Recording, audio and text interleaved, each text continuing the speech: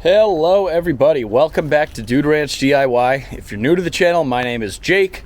We are located in southwestern Connecticut, and I am a arborist by trade and sell firewood and do odd jobs and stuff on the side. We are out here in the woodyard. If you've been following along for a while, you are very familiar with the woodyard. I just got the burn barrel going, burning up some scrap here. In the last video of Chris and I splitting, we split up all of the logs that were on this deck here and got all those taken care of. So today we are out here, and I did a job yesterday pruning some apple trees, which by now you should have already seen that video. So I have the WoodMaxx PTO driven chipper still hooked up to the tractor.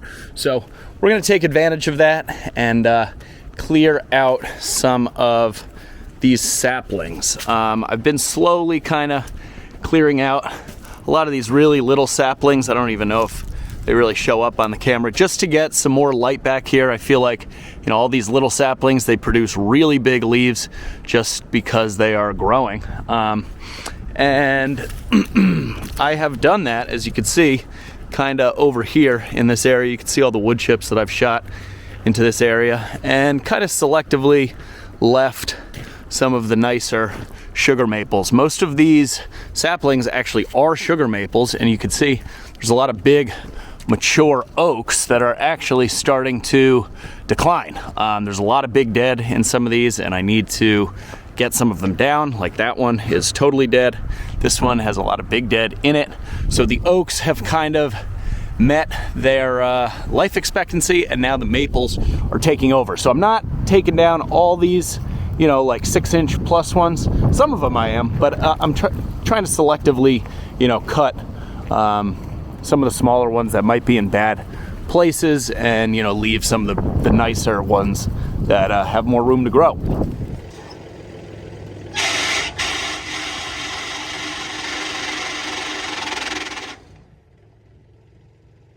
Okay guys, so it's pretty obvious that something isn't right here.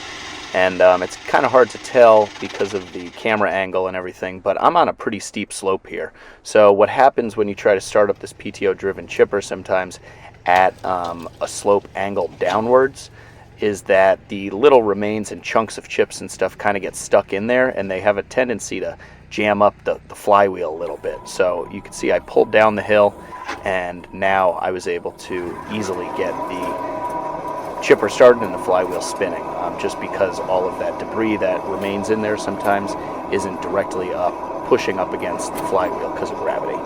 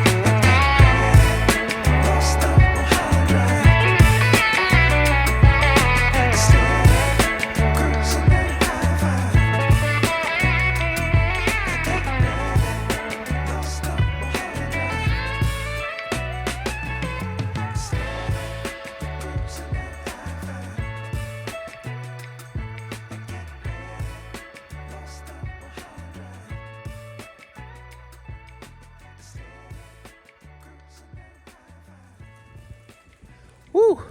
All right. That, I don't know how many trees I just cut down, but it was definitely a good amount, maybe like 15, 20 or so. Some of them definitely close to the 8-inch capacity that this MX-8800 by WoodMaxx has. Says, you know, they advertise it'll do 8-inch, and it's not like it's 8-inch. I'm making a video here, Mr. Utility. Can you believe that? Mr. Utility shows up and just thinks he can interrupt things. So what I was saying was WoodMaxx advertises it'll do 8-inch, and it's not like it'll do 8-inch softwoods like pine and cedar, but only like 4-inch hardwoods. Sugar maple, as far as I'm concerned, is one of the harder hardwoods out there, you know, besides locust and, you know, some other ones. So sugar maple is definitely putting it to its limit. I put on brand new blades before I did that apple video where we were, you know, chipping up apple wood, because although it was just brush, apple is pretty hard as well. Let me show you what we did. So guys, here's, you know, the tractor, and we started out with saplings just all in here, and obviously more needs to be done. There's been a big pile of old pine logs there from a removal that the previous owners did, and I guess just had the tree company leave the wood there.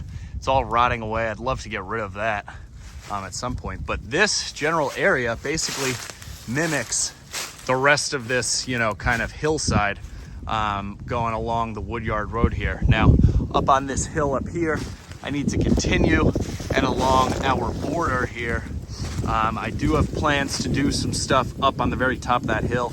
It's like probably the highest point of our property.